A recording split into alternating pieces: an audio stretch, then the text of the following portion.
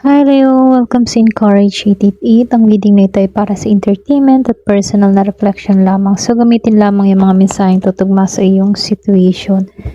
So, tingnan natin ano ba yung paparating sa buhay mo na hindi mo siya inaasahan. Give me the message for Leo. Ano yung mga unexpected na paparating sa buhay mo?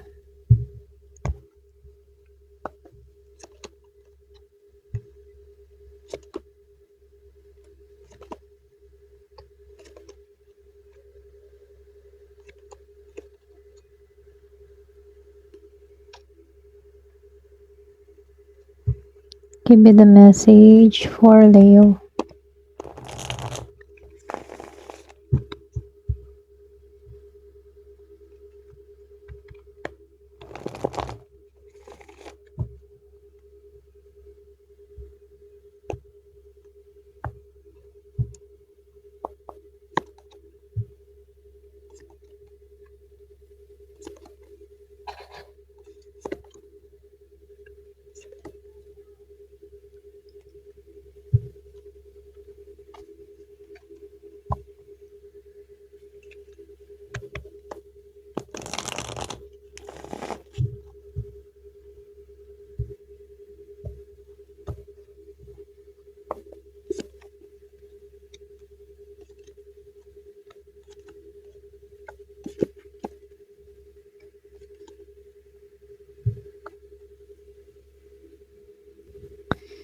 So, dito Leo, no? Malakas yung spread mo dito na meron ako nakikitang biglang pagbabago. Iba sa inyo pwedeng bagong direksyon or pwedeng isang connection. Iba sa inyo meron kang opportunity na ma-receive isang regalo. Okay? So, dito, no? The gift and the queen bee. Kumbaga sa the gift, yung iba sa inyo meron kang paparating na blessing dito. Opportunity or pwedeng magandang balita to. Okay?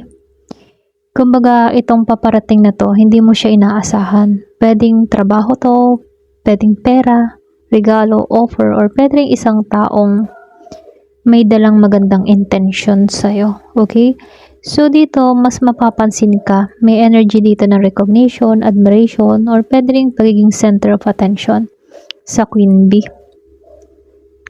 Pwede yung iba sa inyo, no? Meron ditong taong humahanga sa yung confident or maging sa presence mo. Okay?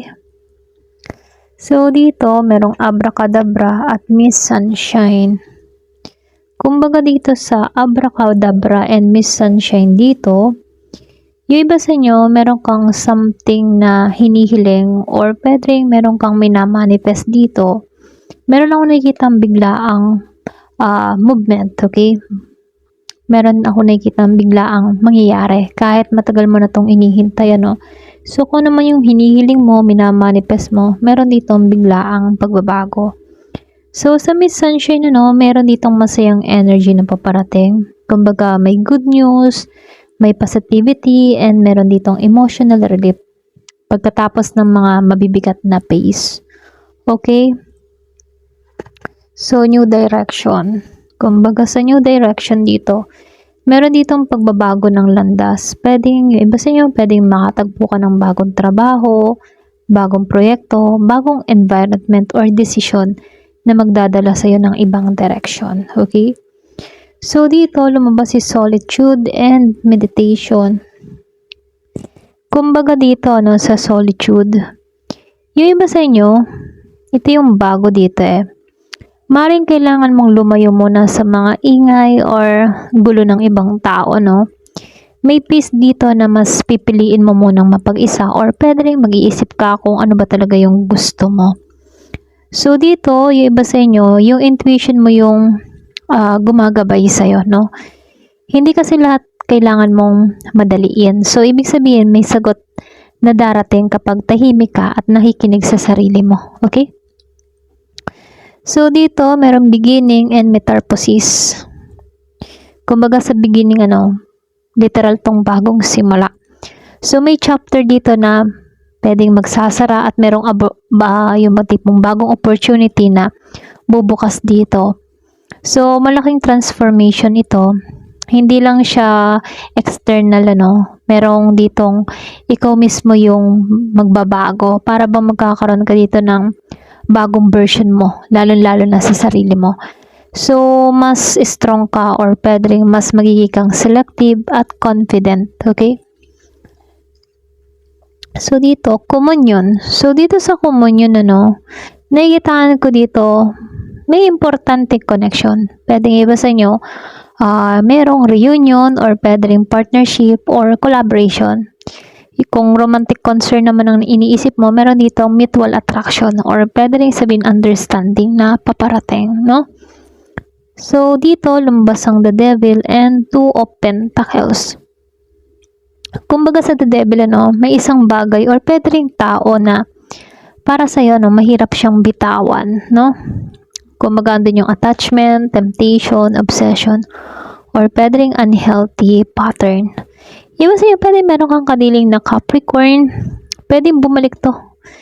Kumbaga, itong taong ito, alam mong hindi maganda yung epekto sa'yo, pero may pagbalik, ano. Pero ganun pa man, ikaw pa rin yung magdidesisyon dito. So, dito maraming bagay ang sabay-sabay mong hahawakan. Pwedeng pera, trabaho, dalawang opportunity, or pwedeng dalawang choices. Kailangan mong pumili kung saan mo ilalagay yung energy mo. Okay? So, dito, no, lumabas itong si 5 of Swords and 2 of Pentacles.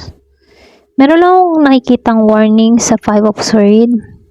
Kumbaga, iwasan mo yung conflict.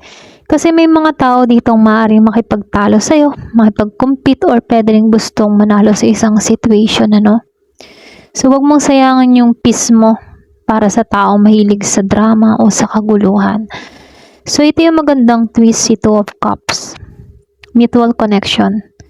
Paparating. Romantic man to or pwede rin partnership. So, water sign yung paparating. Iba sa inyo, Scorpio, Cancer, or Pisces, ano. Kung love reading ang focus mo, may posibilidad na meron ditong taong parehong interesado at willing makipag-connect sa'yo. Okay? Para bang pareho lang kayo ng mararamdaman. Ganon.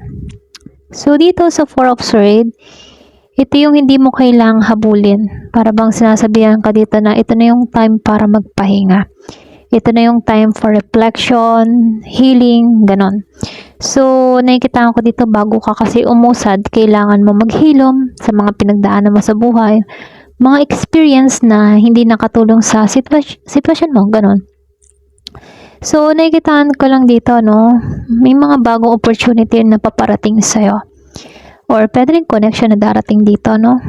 Pagkatapos mong baguhin yung direction ng buhay mo, so paparating na. May malaking transformation sa energy mo mula sa mga pagod na naranasan mo rito, sa mga pag-iisip mo ng sobra-sobra. So papunta ka na sa mas yung confident and selective na version mo. Okay?